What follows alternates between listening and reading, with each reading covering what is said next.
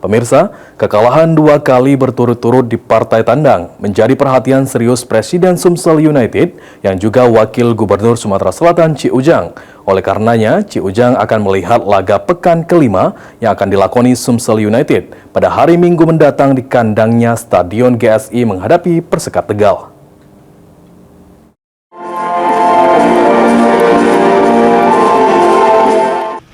Hasil kurang baik dialami Sumsel United dalam 2 laga tandang yang dilakoni saat hadapi PSMS Medan dan Bekasi FC.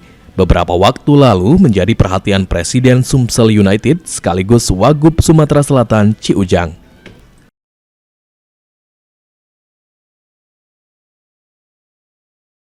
Dijumpai usai melakukan sholat Jumat di Masjid DPRD Sumatera Selatan, Ci Ujang menyampaikan jika dirinya akan melakukan evaluasi klub Sumsel United usai laga pekan kelima hadapi Persekat Tegal hari Minggu mendatang, terutama jika hasilnya tidak memuaskan.